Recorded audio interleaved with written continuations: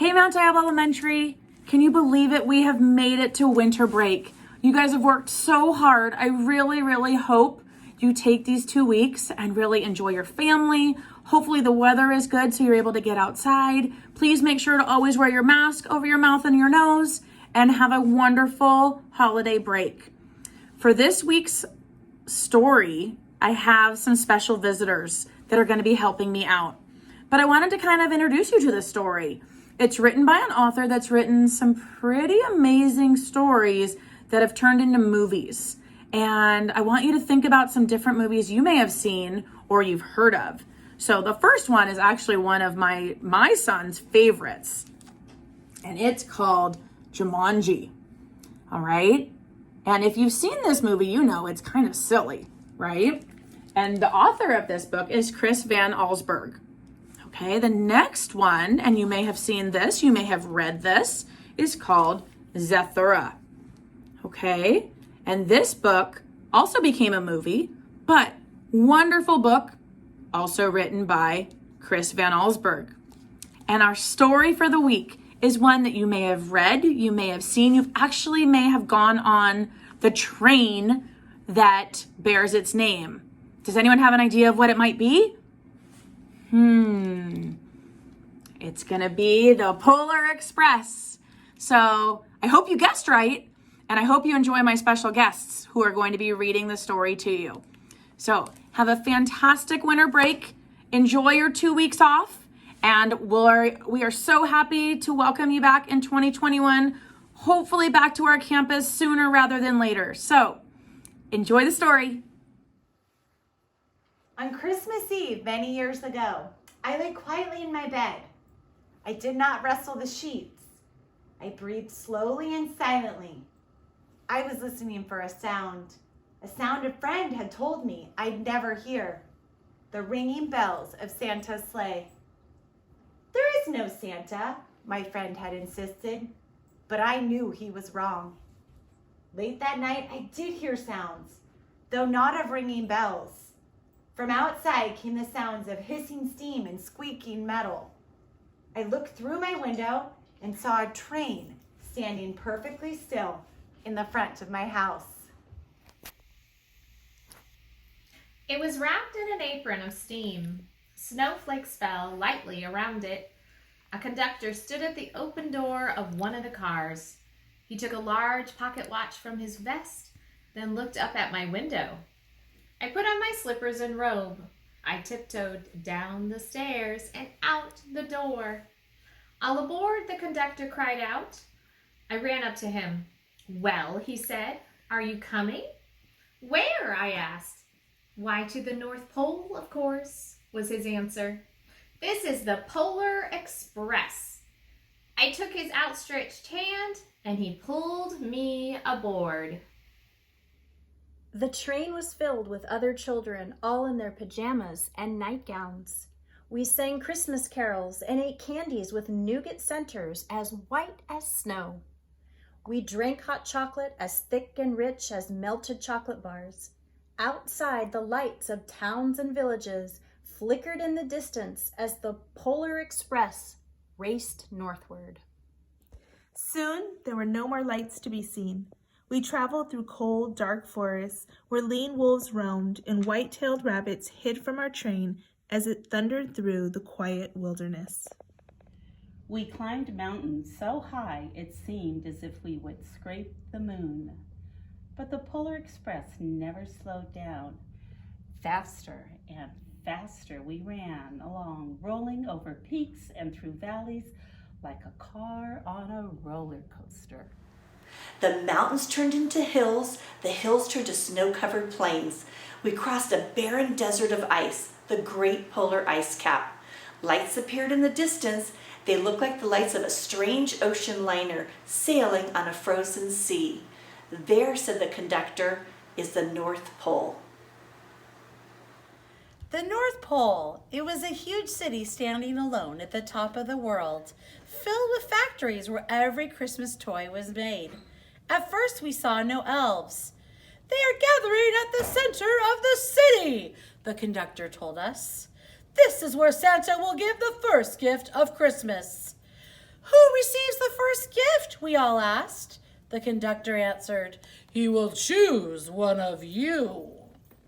"Look," shouted one of the children, "the elves." Outside we saw hundreds of elves. As our train drew closer to the center of the North Pole, we slowed to a crawl. So crowded were the streets with Santa's helpers. When the Polar Express could go no farther, we stopped and the conductor led us outside. We pressed through the crowd to the edge of a large open circle. In front of us stood Santa's sleigh. The reindeer were excited. They pranced and paced, ringing the silver sleigh bells that hung from their harnesses. It was a magical sound, like nothing I'd ever heard. Across the circle, the elves moved apart, and Santa Claus appeared. The elves cheered wildly. He marched over to us and, pointing to me, said, "Let's have this fellow here." He jumped into his sleigh. The conductor handed me up. I sat on Santa's knee, and he asked, "Now, what would you like for Christmas?"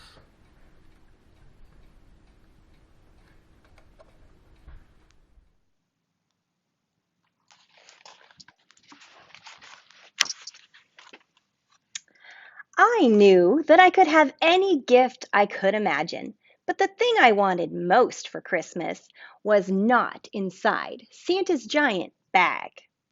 What I wanted more than anything was one silver bell from Santa's sleigh.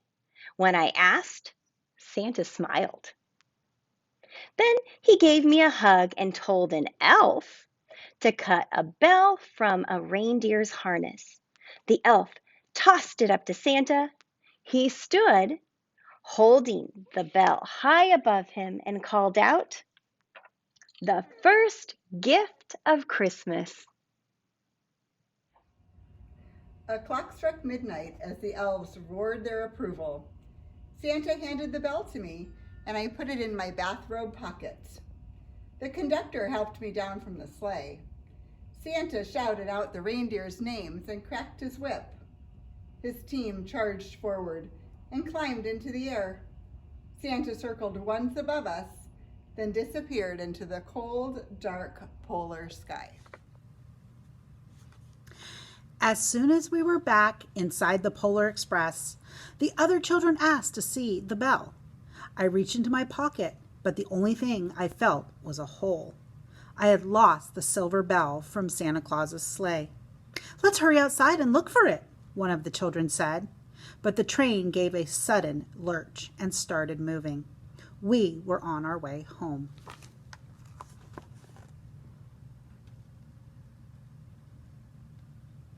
And there he is, looking so sad that he lost the bell. And the other children trying to comfort him.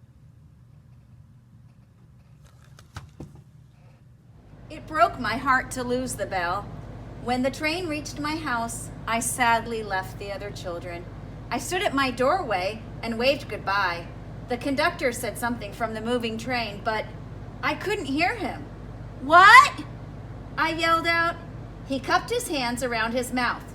"Merry Christmas!" he shouted. The Polar Express let out a loud blast from its whistle and sped away. On Christmas morning, my little sister Sarah and I opened our presents. When it looked as if everything had been unwrapped, Sarah found one last small box behind the tree. It had my name on it. Inside, there was the silver bell. There was a note. "Found this on the seat of my sleigh. Fix that hole in your pocket." Signed, Mr. C. I shook the bell. It made the most beautiful sound my sister and I had ever heard. But my mother said, "Oh, that's too bad." "Yes," said my father, "it's broken."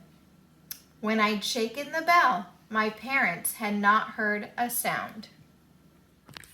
At one time, most of my friends could hear the bell, but as years passed, it fell silent for all of them. Even Sarah found one Christmas that she could no longer hear its sweet sound. Though I've grown old, the bell still rings for me as it does for all who truly believe.